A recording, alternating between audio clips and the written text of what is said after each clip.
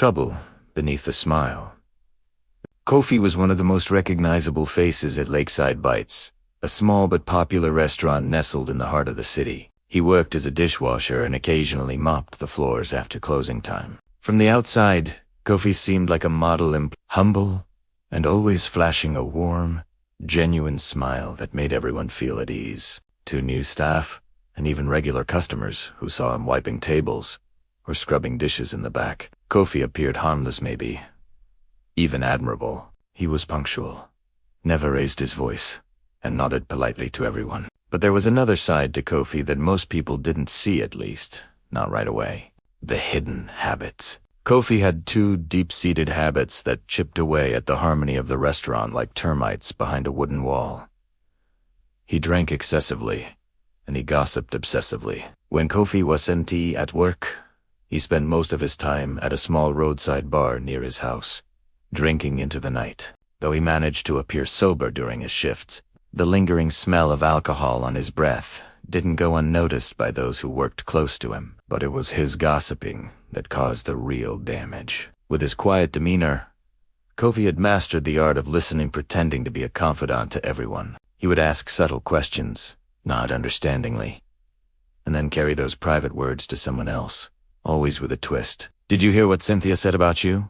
He would whisper to Emmanuel the waiter, lowering his voice and glancing around suspiciously. "She said you're lazy and the manager is watching you closely." Later, he would go to Cynthia and say something similar about Emmanuel, sparking confusion, resentment, and whispered arguments in corners of the kitchen and staff rooms. Seeds of division over time.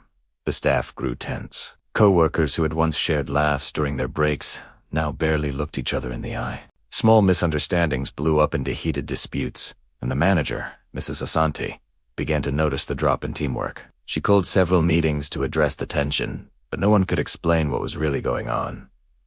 Everyone seemed confused. No one wanted to accuse anyone directly. Kofi, all the while, kept a low profile, still smiling, still quiet, still polishing the same dishes every day. But his biggest mistake was yet to come. The gossip that exposed him one afternoon, while sweeping near the back entrance. Kofi struck up a casual conversation with a junior server named Sarah. She was new and hadn't yet learned about Kofi's true nature. They chatted for a few minutes before Kofi leaned in and said, "Just between us, have you noticed how the manager, Madame Asante, keeps favoring that boy Felix? Someone said she's helping him because they're close, if you know what I mean." Sarah was shocked. She didn't respond, but walked away quietly. What Kofi didn't know was that Sarah deeply respected Mrs. Asante. She had been referred to the job by the manager herself and saw her as a mentor. Upset and concerned, Sarah went straight to the manager and told her everything. Mrs. Asante didn't react immediately. Instead, she decided to dig deeper. Over the next week, she quietly spoke to several staff members individually. Bit by bit, the puzzle pieces began to fit. Several employees admitted that it was Kofi who had come to them with stories that caused them to mistrust one another. The confrontation at the end of the week, Mrs. Asante called a staff meeting. Everyone was present: chefs, servers, cleaners, and Kofi himself.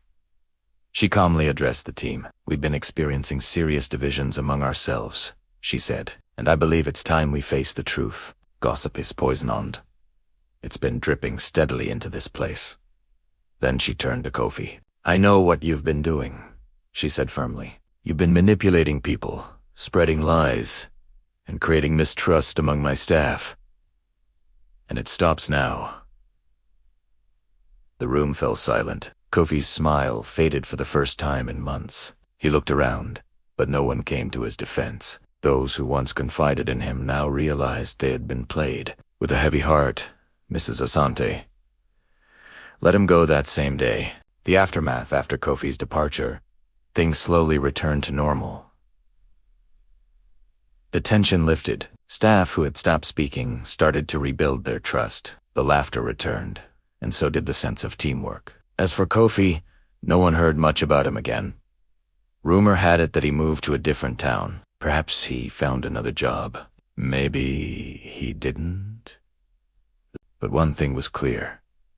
Behind the quiet smile was a storm that nearly tore a team apart, and in the end, it was the truth that set them free.